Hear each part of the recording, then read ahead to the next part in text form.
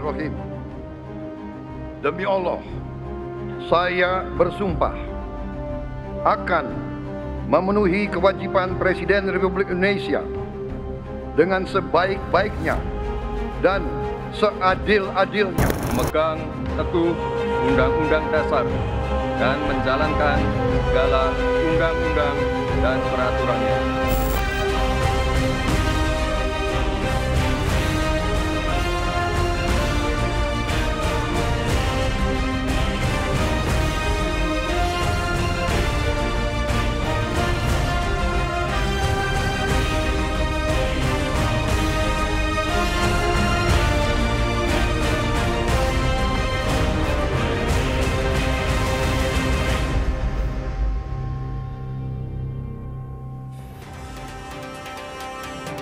Gelombang keracunan massal akibat konsumsi menuju ataupun menu makanan bergizi gratis di Kabupaten Bandung Barat, Jawa Barat meluas. Setelah sebelumnya menimpa ratusan siswa SMPN 1 Cisarua, kini sejumlah siswa SD dan SMK mulai mengalami gejala mual, pusing dan sakit perut.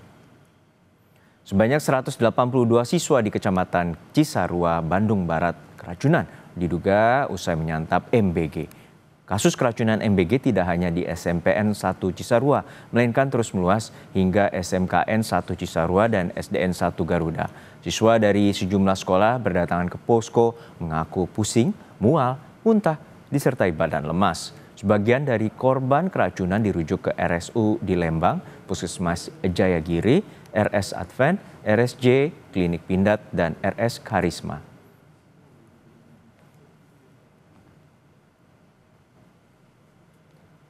Presiden Prabowo Subianto menegaskan insiden keracunan makan bergizi gratis tidak dapat diterima. Meskipun jumlah kasus yang ada masih di bawah 1% dibandingkan paket makanan yang telah disalurkan.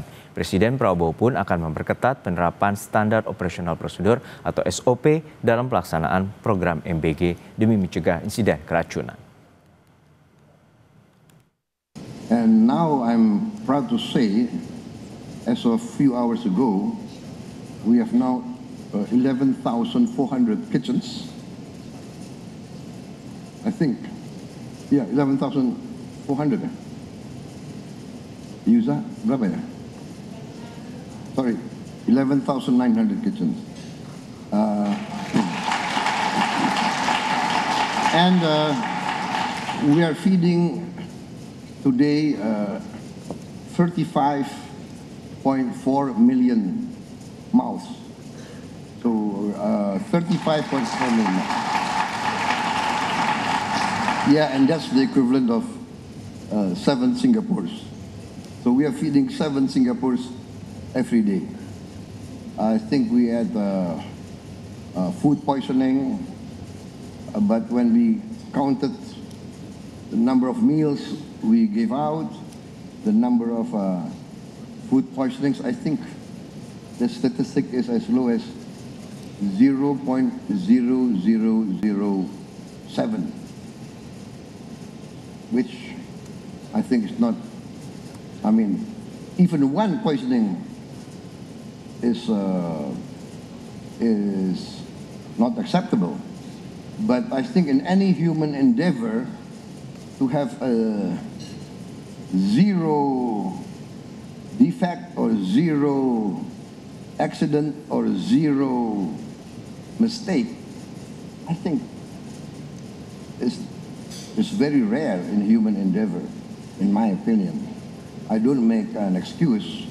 We are determined to make it as near to zero as possible. We increased our oversight, SOPs. We are now buying new equipment, filters for the water, test kits for the food, modern equipment to heat the water, to heat the trays that are being, so we are putting it, trying to increase all the oversight. Now we send the money straight to the kitchen. We don't go through all these, layers of bureaucracy. we straight, and we have trained before the whole program. We have trained 32,000 managers. These are all graduates from university. 32,000. We trained them 3 months, and then they are deployed into the villages. And then we have a partnership with local foundations, local groups, and local entrepreneurs. So this is a government-private, let us say, partnership, because the foundations, the local groups, some entrepreneurs, they are the ones who build the kitchens and run the kitchens according to our specifications and our SOPs. Beralih ke informasi lain, Saudara, Dinas Kesehatan Kabupaten Bandung Barat menyebut 50 orang yang diduga keracunan makan bergizi gratis masih dirawat di sejumlah fasilitas kesehatan. 16 diantaranya dirawat di RSUD Lembang, Kabupaten Bandung Barat, Jawa Barat. Data terakhir dari Dinas Kesehatan Kabupaten Bandung Barat, 16 siswa masih dirawat di RSUD Lembang. Saat ini kondisi siswa yang dirawat berangsur membaik. Sementara SPPG Panyandaan di Desa Jambudipa, Kecamatan Cisarua, Lembang yang memproduksi MBG ditutup sementara oleh pemerintah Kabupaten Bandung Barat. Informasi terkini kasus keracunan usai menyantap makan bergizi gratis, kita tanyakan langsung pada jurnalis Kompas TV Reza Pratama dan juru kamera Abdul Rohim. Reza, untuk saat ini berapa banyak siswa yang saat ini masih dirawat dan juga bagaimana kondisi terakhir mereka? Ya, baik Juno dan juga saudara, untuk saat ini update terakhir yang kami dapatkan bahwa tadi pagi memang ada 16 siswa yang dirawat, namun saat ini kami melaporkan ada 12 orang siswa yang masih dirawat dari berbagai jenjang pendidikan, begitu dari SD, SMP, SMK yang berasal dari Kecamatan Cisarua dan juga Pasir Lango begitu. Nah, saat ini memang ada 12 orang siswa yang masih dirawat, namun informasinya kami dapatkan bahwa ada 2 orang lagi yang akan sudah diperbolehkan pulang. Nah, jika saya perlihatkan ini adalah salah satu ruang perawatan, namanya ruang rawat inap Burangrang. Di sini sekitar ada 6 siswa yang masih dirawat di RSUD Lembang begitu. Kemudian di ruangan rawat inap satunya lagi di ruang Burangrang 2 ini ada 6 orang yang masih dirawat. Nah, untuk lebih lengkapnya ini saya akan berbincang bersama dengan salah satu seorang siswa begitu. Saya sudah bersama dengan Ibu Ratna di sini. Ibu Ratna, selamat siang Ibu. Ya, selamat siang Pak. Ibu, saat ini kondisi anak Ibu seperti apa Bu? Apakah sudah diperbolehkan pulang atau harus masih mendapatkan perawatan Bu? Alhamdulillah sekarang sudah bisa diperbolehkan pulang ya. Kalau kemarin kan pas kejadian itu kerasanya itu muntah-muntah, terus kejang juga gitu. Alhamdulillah dibawa ke rumah sakit RSUD Lembang, penanganannya baik ya, alhamdulillah gitu. Sekarang sudah baikan, bisa pulang. Saat ini kan sudah diperbolehkan pulang Bu ya, kabar baiknya. Apakah masih ada yang dirasakan mungkin Bu oleh anak Ibu? Cuman mual sih, tapi kalau itu mah udah enggak terlalu gimana gitu, bisa di ini. Iya. Dari RSUD sudah diberikan obat-obatan untuk dibawa pulang Bu, atau mungkin dari dokter seperti apa nanti perawatannya di rumah? Udah dikasih obat, dikasih penjelasan juga. Iya. Kalau boleh tahu Bu, yang disampaikan oleh anak Ibu saat kemarin yang dimakan dari paket MBG itu apa sih Bu menunya? Menunya itu ada ayam ya, ayam kecap, terus sayuran juga, ada tahu juga gitu. Cuman katanya sih itu dari ayamnya yang keras sama gitu, makanya nggak dilanjutin semua, tapi udah sempet yang kemakan gitu, ada yang kemakan. Ayamnya itu kenapa Bu, mungkin di saat anak Ibu menjelaskan? Rasanya agak bau katanya gitu. Iya gitu.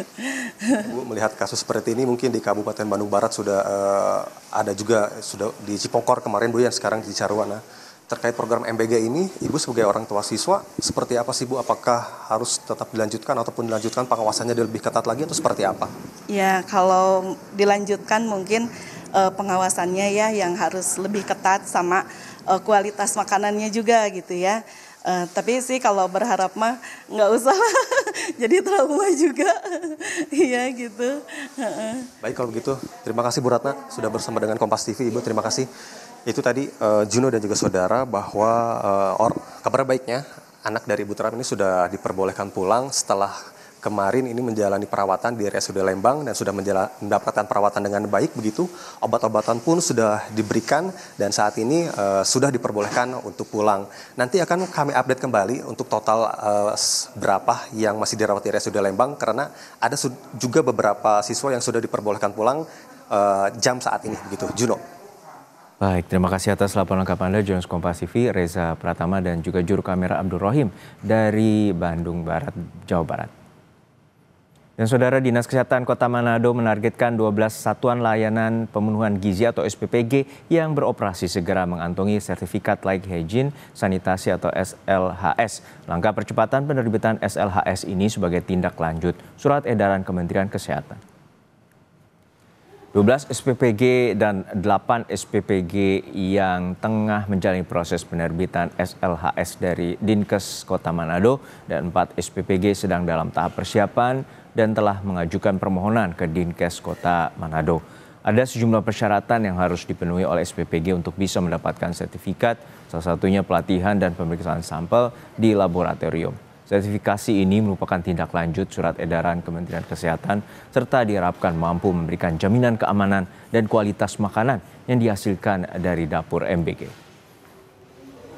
Data terakhir sudah ada 8 SPPG yang sudah melakukan pelatihan penjaga makanan yang merupakan salah satu syarat untuk penerbitan SLHS. Jadi ada tiga persyaratan. Yang pertama harus adanya sertifikat penjaga makanan. Yang kedua harus adanya pengisian formulir inspeksi kesehatan lingkungan. Dan yang terakhir syarat yang harus disiapkan itu yaitu hasil pemeriksaan laboratorium. Bismillahirrahmanirrahim. Demi Allah, saya bersumpah akan memenuhi kewajiban Presiden Republik Indonesia dengan sebaik-baiknya dan seadil-adilnya, memegang teguh Undang-Undang Dasar dan menjalankan segala undang-undang dan peraturannya.